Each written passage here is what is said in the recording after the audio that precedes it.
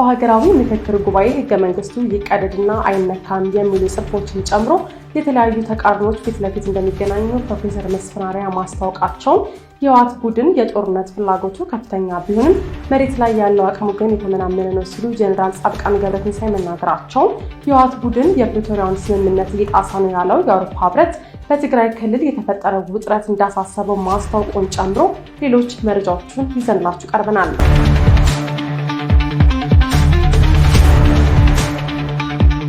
በሀገራዊ ምክክር ጉባኤ ህገ መንግስቱ ይቀደድና አይነካም የሚሉ ጽሑፎችን ጨምሮ የተለያዩ ተቃርኖች ፊት ለፊት እንደሚገናኙ ፕሮፌሰር መስፍን አርአያ አስታወቁ።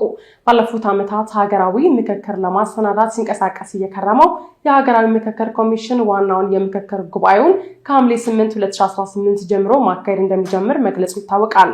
ኮሚሽኑ ከሚቀጥለው ወር ጀምሮ በሚያካሂደው ጉባኤ ላይም ከቀረቡለት 2000 አጀንዳዎች ውስጥም 8 አጀንዳዎችን ብቻ ለውይይት ይፋ ያደረገ ሲሆን በውይይቱ ላይም 4000 ተወካዮች እንደሚሳተፉበት አስታውቋል።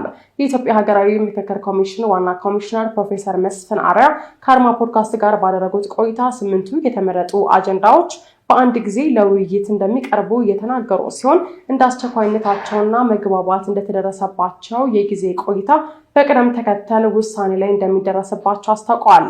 ፕሮፌሰር መስፍን አርአያ አክለውም በትንሹ ለ30 ቀናት በአጀንዳዎቹ ላይ በሚደረጉ ውይይቶች ህገ መንግስቱ ይቀደድና አይነካም የሚሉ ጽሑፎችን ጨምሮ የተለያዩ ተቃርኖች ፊት ለፊት ይገናኛሉ ብለዋል። እንግዲህ እንዳልኩ 8 ላይ ነው የምንቧደነው። 8ቱም አንዴ ነው የምንሄድባቸው። 8 አጀንዳዎች ናቸው። ቀላል አጀንዳዎች አይደሉም እና የተወሰኑት እንደዚህ ሎው ሃንጊንግ ፍሩትስ እንደሚባሉት ከዛው ከውስጣቸው ቶሎ ምክር ሀሳብ የሚሰበሰብባቸውም ሊኖሩ ይችላሉ። እኛን ቶሎ ወደ ህግ አስፈጻሚ ወደ ህግ አርቃቂው እና ወደ አስፈጻሚው ወይም ህግ ተርጓሚው እንልካቸዋለን። የሃይማኖቶች ጉዳዮች ከሆኑ ቶሎ ከተደረሰባቸው ወደ ሃይማኖቶች፣ ፖለቲካ ጉዳዮች ወደ ፈጻሚዎች ወደ ፖለቲካ ተቋማት እንምንልካቸው ይኖራሉ። ሌሎች ግን ቀስ እያሉ የሚካሄድባቸው ይኖራሉ። እንግዲህ እኛ ይሄ ሀገራዊ ምክክር ጉባኤ መቼም ዝንተ ዓለም አይሰበሰብም 4000 ግን በትንሹ 30 ቀናት ይሰበሰባል ብለን እናስባለን። በዛ በ30 ቀናት የደረሰባቸው ወይም ያገኛቸው ምክር ሀሳቦች ሙሉ ተሰብስበው ወደ ተርጓሚዎቹን የሚሄዱት። ከዛ በኋላ እኛ ስራ ምንድን ነው? በትክክል ቅቡልነታቸው እናያለን። ወደ ትርጓሜ መገባቱን እናያለን። ለምሳሌ ይህ አንቀጽ ይውጣልኝ ቢባል እና እዛ ላይ መግባባት ቢደረስ ይህ አንቀጽ ወደ ህግ አውጪው ሄዶ በማግስቱ አይወጣም። የራሱ ሂደት አለው። ግን በትክክል ቅቡልነት መኖሩንና የክፍል ህግ አውጪው ምን ላይ ደረጃ ላይ እንዳለ በየጊዜው እየተከታተልን ለህዝባችን የምናሳውቅበት ሂደትና አሰራር አለ። ወይም ደግሞ በትልቁ ይሄ ህገ መንግስት ጫፉን እንዳይነካ የሚል እንዳለ ሁሉ ይሄ ህገ መንግስት ይቀደድ የሚላል አንፈልግም፣ አዲስ እናውጣ። ስለዚህ የሁለቱም ጥያቄዎች ምንድን ነው የሚያሳየው? ህገ መንግስቱ ይታይልን ነው። ስለዚህ በህገ መንግስቱ ይታይልን ምክንያት እነኚህ ሁለት ጽንፍ የያዙ ማህበረሰብ ክፍሎች ይገናኛሉ አብረው። ሐምሌ 8 2018 ከሚካሄደው ጉባኤ አንድ ሳምንት ቀደም ብሎ ለተሳታፊዎችና ለልሂቃኑ እንዴት መዋየት አለባቸው፣ መነጋገር፣ መደማመጥና መግባባት ማለት ምን ማለት ነው የሚሉትን ጨምሮ በተለያዩ የቅድመ ውይይት ጉዳዮች ላይ ስልጠናዎችና ስራዎች መጀመራቸውንም ጠቁመዋል። 1234 በሚሆኑ የኢትዮጵያ ወረዳዎች ውስጥ በመሄድም አጀንዳዎች መሰብሰባቸውን የገለጹት ፕሮፌሰር መስፍን አርአያ በዚሁ ሂደት ውስጥ ለምንድነው ወደ ወረዳ የሚካሄደው?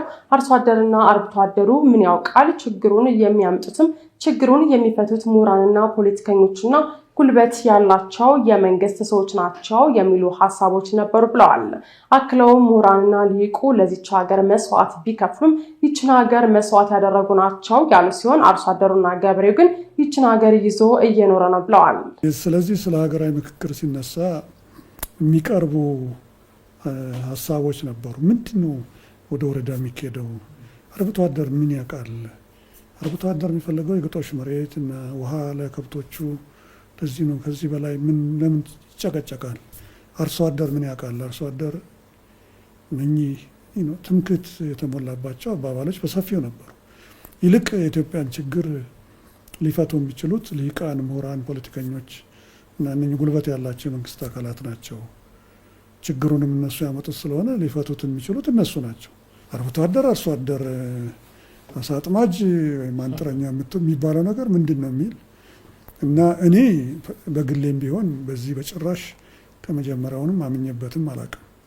አንደኛ ምሁሩ ልሂቁ ነው እችን ሀገር ለዚች ሀገር ብዙ መስዋዕትነት ቢከፍልም እችንም ሀገር ደግሞ መስዋዕት ያደረገውም የምንለው ልሂቅና ምሁር ከተማሪው ጀምሮ ነው እና እችን ሀገር ግን ይዞ የኖረው አርብቶ አደሮቻችን፣ አርሶ አደሮቻችን ታች ያሉት ከቀበሌና ወረዳ ላይ የሚገኙት ህዝቦች ናቸው እችን ሀገር ይዘው የኖሩት።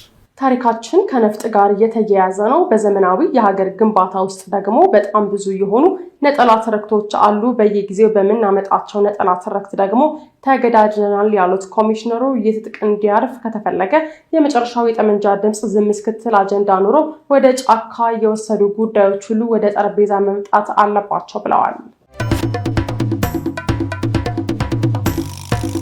ቡድን የጦርነት ፍላጎቱ ከፍተኛ ቢሆንም መሬት ላይ ያለው አቅሙ ግን የተመናመነ ነው ሲሉ ጀነራል ጻድቃን ገብረትንሳኤ ተናገሩ።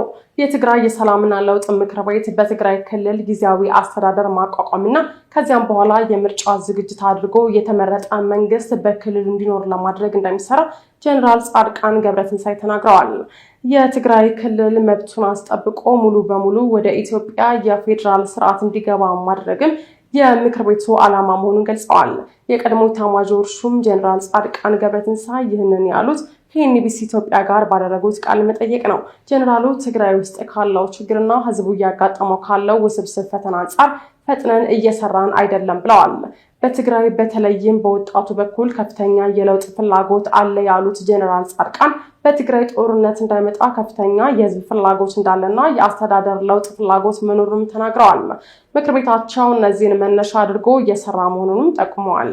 ይሄ ጊዜያዊ አስተዳደር ከተቋቋሙ በኋላ ደግሞ ዋናው ስራው ምርጫ አካሂዶ የምርጫ ፕሪፓሬሽን አድርጎ ለተመረጠ መንግስት አስረክቦ ትግራይ ክልል መብቱን አስጠብቆ ሙሉ በሙሉ ወደ ኢትዮጵያ የፌዴራል ስርዓት እንዲቀላቀል ለማድረግ የሚያስችልበትን ሁኔታ ማመቻቸት ነው ብለን አስቀምጠናል። በዚህ መንገድ ነው እየሰራን ያለነው። ትንሽ እድገት አለው። ትግራይ ውስጥ ካለው ፕሮብሌም አንጻር እና ህዝቡ እያጋጠመ ካለው ችግር አንጻር ፍጥነታችን ከሱ ጋር የሚመጣጠን ነው አልለውም። ያው እድገት አለ፣ መቀጠል አለ። ግን ደግሞ ለትግራይ ህዝብ ፈጥነን ልንደርስለት ስለሆነ የሚፈልገው እዛ ላይ የሚጓተቱ እንትኖች አሉ። ዋናው ችግራችን የሚታገል መዓት ወጣት አለ፣ በየግሉም በየማህበርም ብዙ የህዝብ የለውጥ ፍላጎት ከፍተኛ ፍላጎት አለ።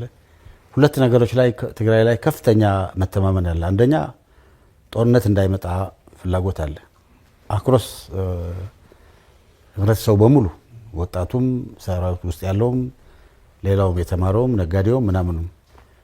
ሁለተኛው ደግሞ በመጣንበት አይነት አስተዳደር መቀጠል የለብንም፣ አስተዳደራችን መቀጠል አለበት የሚለው የለውጥ ፍላጎት አለ።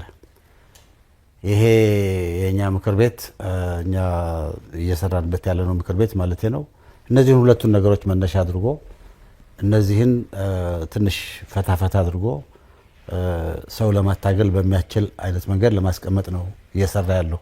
ከሻዕቢያ ትዕዛዝ የሚቀበለው የህወሓት ቡድን ጦርነት የማድረግ ፍላጎቱን ባይተውም አቅም ስላነሰው ብቻ እየዋለለ ይገኛል በማለት ነው ጀነራል ጻድቃን የተናገሩት። በእኔ አመለካከት ትግራይ ያሉት መሪዎች ከሻዕቢያ የሚሰጣቸውን ትዕዛዝ ተቀብለው የእነሱንም የራሳቸውን የያዙትን ዓላማ ለማሳካት ጦርነት ለማድረግ ፍላጎታቸውን አልተውም፣ ምኞታቸው አልቀረም።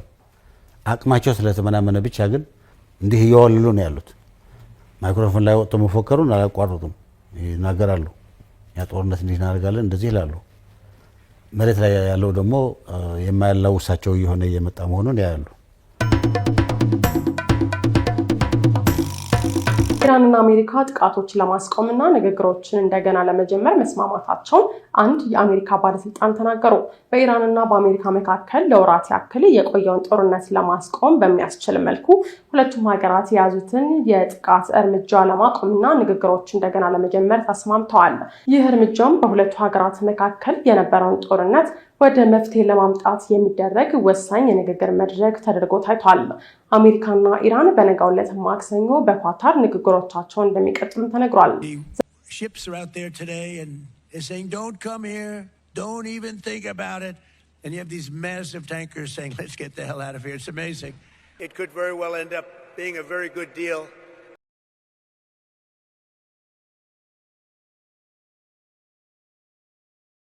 ኢራንና አሜሪካ ጥቃቶችን ለማቆምና ንግግሮችን እንደገና ለመጀመር መስማማታቸውን አንድ የአሜሪካ ባለስልጣን ተናገሩ። ኢራንና አሜሪካ በባህረ ሰላጤው አካባቢ ሲካሄድ የነበረውን ግጭት ለማቆምና በሆርሙዝ ባህረ ሰላጤ ያላቸውን አለመግባባት ለመፍታት የሚያስችሉ ንግግሮችን እንደገና ለመጀመር መስማማታቸውን አንድ የአሜሪካ ባለስልጣን ተናግረዋል። ይህ ስምምነት ሀገራቱ ሲያደርጉት የነበረውን የእርስ በርስ ጥቃቶች ስጋት ውስጥ ወድቀው የነበረውን ጊዜያዊ የሰላም ስምምነትን ለማዳን ተስፋም የሰጠውም ይመስላል። ባለስልጣኑ ሰኔ 17 ቀን በሆርሙዝ ወሽመጥ ላይ የመርከቦች እንቅስቃሴ እንደገና እንዲጀምር ከተደረሰው የ14 ነጥብ የመግባቢያ ሰነድ በመነሳት ቴክኒካዊ ንግግሮች በመግባቢያ ሰነድ ውስጥ በተካተቱት ሁሉም ጉዳዮች ላይ ይቀጥላሉ። ሁለቱም ወገኖች ለአሁኑ ጥቃቶቻቸውን ያቆማሉ፣ መርከቦችም በነጻነት መንቀሳቀስ ይችላሉ ሲሉም ባለስልጣኑ አክሎ ገልጸዋል። ጉዳዩን ለመጀመሪያ ጊዜ የዘገበው አክሲዮስ አንድ ከፍተኛ የአሜሪካ ባለስልጣንን ጠቅሶ ንግግሮቹ በነገው ዕለት ማክሰኞ በኳታር እንደሚቀጥሉ አስታውቋል። ወደ ዲፕሎማሲው ለመመለስ የተወሰነው ሰኔ 17 ቀን ከተደረሰው ጊዜ የተኩስ አቁም በኋላ በሁለቱም ወገኖች ጥቃትና የመልስ ጥቃት ከተለወጡባቸው ቀናትም በኋላም ነው። ይህም ባለፈው ሐሙስ በሆርሙዝ ባህረ ሰላጤ ውስጥ አንዲት የጭነት መርከብ በኢራን ከተመታች ጊዜም ጀምሮ ነው። ኢራን በትላንትናው እሁድ ዕለት ማለዳ ላይ በኩዌትና ባህሬን በሚገኙ የአሜሪካ ወታደራዊ ጣቢያዎች ላይ በሚሳኤሎችና ድሮኖች ጥቃት የፈጸመች ሲሆን ይህም የሆነው ፕሬዚዳንት ዶናልድ ትራምፕ ኢራን ጦርነቱን ለማቆም የተገባውን ስምምነት ካላከበረች እስላሚክ ሪፐብሊክ እንደማትኖር ማስፈራሪያ ከሰጡም በኋላም ነው። በተመሳሳይ እስራኤል እሁድ ዕለት በሊባኖስ በኢራን ድጋፍ የሚንቀሳቀሱትን የሂዝቦላ ታጣቂ ቡድኖችን እንደገና መታለች። በዚህም በደቡብ ሊባኖስ በሚገኝ አንድ መንደር ውስጥ ታጣቂዎቹ ይጠቀሙበት የነበረውን መሰረተ ልማት ማውደሟንም ያስታወቀችው። ይህ ጥቃት የፈጸመው አርብ ዕለት በሊባኖስ ጋር ከተደረሰው የተኩስ አቁም ስምምነት በኋላ ቅዳሜ የተፈጸመው ጥቃት ተከትሎ ነው። ኢራን አጠቃላይ ስምምነቱ እንዲቀጥል በሊባኖስ ያለው ውጊያ ማቆም አለበትም ትላለች። ትራምፕ የአክሲዮስ ዘገባ ከመውጣቱ በፊት በማህበራዊ ሚዲያ ላይ ባሰፈሩት ጽሑፍ ምናልባት ምክንያታዊ በሆነ የማንችልበት ደረጃ ላይ እንደርሳለንና በጀመርነው ስኬታማ ስራ ወታደራዊ እርምጃ ለመውሰድ እንገደድ ይሆናል ሲሉም ጽፈዋል። አክሎም ያ ከሆነ ኢራን አትኖርም ሲሉ ማስጠንቀቂያም ሰጥተዋል። የ14 ነጥብ ጊዜው የሰላም ስምምነቱ ዓላማ አሜሪካና እስራኤል የጀመሩትን ግጭት ለማቆምና በኢራን የኒውክሌር ፕሮግራም ላይ ንግግሮችን በሚቀጥሉበት ጊዜ ባህረ ሰላጤውን መልሶ ለመክፈትም ነበር። ከአንድ ሳምንት በፊት በስዊዘርላንድ የአሜሪካው ምክትል ፕሬዚዳንት ጄዲ ቫንስና የኢራኑ ፓርላማ አፈ ጉባኤ መሐመድ ባጌር ቃሊባፍ በተገኙበት የአንደኛው ዙር ድርድር የተደረገ ሲሆን ዋሽንግተንም በቴህራን የጣለችውን ማዕቀብ አንስታም ነበር። ነገር ግን ግጭቱ ከዚህ በኋላ እንደገናም ተባብሷል። የኢራን እስላማዊ አብዮታዊ ዘብ በመግለጫው የባህር ኃይሉና የአየር ኃይሉ በኩዌትና ባህሬን በሚገኙ የአሜሪካ ወታደራዊ ጣቢያዎች ላይ የሚሳኤልና የድሮን ጥቃት መፈጸማቸውን ነው ያሳወቀው። ዘቡ እንዳለው የአሜሪካ ጥቃቶች የተኩስ አቁም ስምምነቱን የጣሱ በመሆናቸው ሁሉንም የዲፕሎማሲ ሂደቶች ሙሉ በሙሉ እንዲቆሙም ያደርጋል ሲል የመንግስት ሚዲያው የሆነው ፕሬስ ቲቪ ዘግቦታል። የአብዮታዊ ዘቡ የባህር ኃይል እዝ በአካባቢው በሚገኙ የአሜሪካ ጣቢያዎች በሚቀጥሉት ቀናት ሲኦልን ያያሉ ሲሉም ገልጿል። የአሜሪካ ባለስልጣናት ኢራን የአሜሪካን ተቋማት ማነጣጠሯን በማረጋገጥ ሮይተርስ እንደተናገሩት በመካከለኛው ምስራቅ በሚገኙ የአሜሪካ ጣቢያዎች የደረሰ ምንም አይነት ጉዳት ወይም ሞት አልተመዘገበም። ነገር ግን ሁኔታው አሁንም እየታየ መሆኑን ነው የተናገሩት።